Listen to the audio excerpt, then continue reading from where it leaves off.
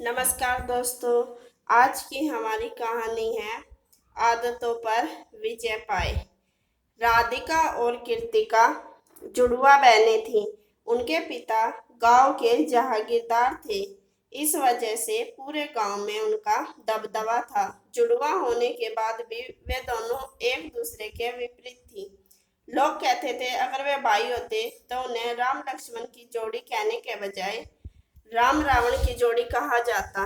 जहाँ राधिका शांत, पढ़ने में रुचि रखने वाली और दयालु और बुद्धिमान थी, वहीं कृतिका किताबों से दूर भागती थी। उसे एकदम गुस्सा आ जाता था और वह सबसे लड़ने को तैयार हो जाती थी। राधिका के साथ जब उसे स्कूल भेजा गया तो वह पहले ही दिन वहां से लड़ झगड़ कर भाग आई। बहुत दिनों तक ऐसा ही चलता रहा। तो एक दिन स्कूल के प्रिंसिपल ने डरते डरते जागीरदार को इस बात की शिकायत की। जागीरदार स्कूल में चंदा दिया करते थे। उसकी वजह से स्कूल का माहौल खराब हो रहा था। फिर भी उसे स्कूल में रखने का वह कोई जोखिम नहीं उठाना चाहते थे। हार कर उसे स्कूल से हटा दिया गया और घर में ही मास्टर रख दिया गया। पर कोई भी मास्टर बहुत दिनों तक वहां टिक नहीं पाया और इस तरह कृतिका को पढ़ने से छुट्टी मिल गई। राधिका पढ़ने में इतनी तेज निकली। जब वह 5वीं कक्षा में पहुंची तो उसे स्कूल में बेहतर शिक्षा दिलाने के लिए शहर के अंग्रेजी मीडियम स्कूल में भर्ती करवा दिया गया और वो वहीं छात्रावास में रहने का प्रबंध भी करा दिया। राधिका वह अपनी आदतों व स्वभाव के कारण सबकी आंखों की तारा थी। बात कृतिका को यह बात खटकती थी, इसलिए वह उसे तंग करने का कोई भी मौका नहीं छोड़ती थी। कभी उसकी किताबों पर स्याही गिरा देती थी या उसके किए हुए काम को गंदा कर देती थी। इसके लिए उसे डांट पड़ती थी, पर इससे वह और ज्यादा जिद्दी और झगड़ालू हो गई थी।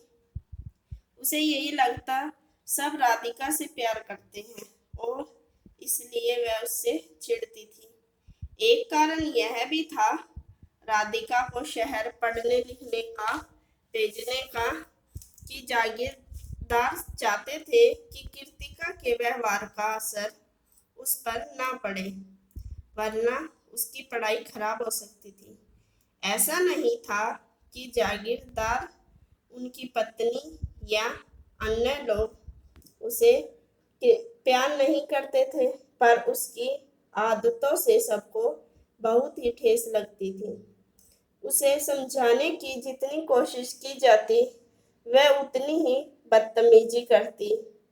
वह यही सोचती कि कहती कि सब राधिका से प्यार करते हैं, मेरी किसी को परवाह नहीं, और मेरी किसी को परवाह नहीं तो मैं किसी की परवाह क्यों करूं। गांव के बच्चे भी उसे कतराने लगे थे। पिछले साल जब गांव में रामलीला हुई तो बच्चों ने रावण कहकर उसका मजाक उड़ाया था। तब गुस्से में उसने एक बच्चे के माथे पर इतनी जोर से पत्थर मारा था कि वह बच्चा घायल हो गया था। जागीरदार की बेटी होने के कारण लोग कुछ ना बोल पाए। राधिका भी कृतिका को बहुत समझाया करती थी और उसकी किसी बात का बुरा नहीं मानती थी।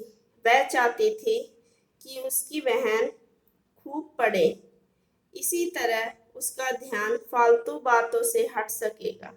पर जब वह एक दिन उसे समझा रही थी तो कृतिका ने गुस्से में उसकी कलाई पर दांत गाड़ दिया। उसे कमरे में बंद कर दिया गया और माँ ने भी उसे रावण का अवतार कह दिया। रावण सुनते सुनते उसे लगने लगा कि वह सचमुच बुरी है, बिल्कुल रावण की तरह। लेकिन वे अपनी अज्ञानता के कारण यह नहीं जानती थी रावण बुरा नहीं था, बल्कि अपनी करतूतों व अपने बुरे कर्मों से वह बुरा कहलाता था। दशहरा आने ही वाला था तो राधिका छुट्टियों में गांव आई थी। आजकल कृतिका पर एक नई धुन सवार थी। उसने तरह तरह के तीर कमान खरीदने की जिद की। जागीरदार ने उसकी इच्छा भी पूरी कर दी। वह गली गली तीर कमान लेकर निकलने लगी और कहती, मैं रावण हूँ, मुझसे बचकर रहना। अब जरा संभालो इस तीर को। और फिर वह तीर चला देती। राधिका ने यह देखा तो वह बहुत हैरान रह गई। अपनी बहन को सही राह पर लाने का उसने निश्चय किया। वैसे भी शहर में पढ़ने से उसके अंदर और ज्यादा आत्मविश्वास आ गया था और नई नई बातों की जानकारी भी हो गई थी। उसके स्कूल की लाइब्रेरी में ढेरों किताबें थी। दशहरे से एक दिन पहले शाम को उसने कृतिका को अपने पास प्यार से बिठाया और उसे शहर से लाई चॉकलेट देते हुए बोली, आज तुम कितनी प्यारी लग रही हो। सफेद रंग तुम पर बहुत खिलता है। लेकिन सब लोग तो मुझे रावण कहते हैं। मैं सचमुच बहुत बुरी हूँ। वह रुआसी हो उठती है। सब झूठ कहते हैं, रावण बुरा थोड़ी था।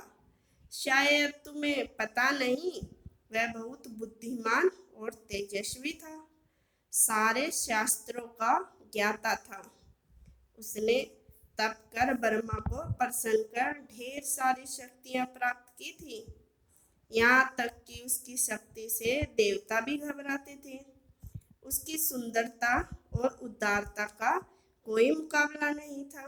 बस अपनी आदतों की वजह से वह बुरा कहलाया और राम जी को उनका वध करना पड़ा। सच में रावण इतना अच्छा था? कृतिका ने हैरानी से पूछा। तो फिर मैं बुरी कैसे हुई? तो मुझे सब रावण क्यों कहते हैं? कोई बुरी नहीं, पर लोग को तंग करना बुरी बात है। पढ़ाई ना करना बुरा है, झगड़ा करना बुरा है, बड़ों का आदर न करना बुरा है। इसलिए सब तुम्हें रावण कहते हैं।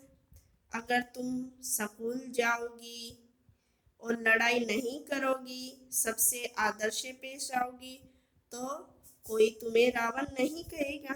बस तुम्हें प्यार करेंगे। कृतिका चुपचाप सब सुन रही थी। दशहरे वाले दिन बिना किसी के कहे वह तैयार हो गई। खाना खाने में भी जिद नहीं की। यहाँ तक कि तीर कमान लेकर भी बाहर नहीं निकली। शाम को जब सब लोग रावण, मेघनाथ और कुंभकर्ण के पुतले जलते देख रहे थे तो अचानक कृतिका बोली, पिताजी, अब मैं किसी से नहीं लड़ूंगी। मैं भी स्कूल जाऊंगी। आप मुझे भेजेंगे ना?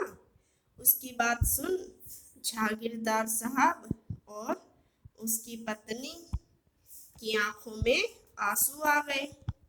राधिका ने गर्व से उसे देखा। जागीरदार साहब ने प्यार से उसके सिर पर हाथ फेरा। राधिका उसे देख मुस्कुराई तो कृतिका उससे लिपट गई। राधिका आज समझ गई थी कि कृतिका के अंदर की बुराइयों पर आज अच्छाइयों ने विजय पा ली। अगर कहानी अच्छी लगे तो चैनल को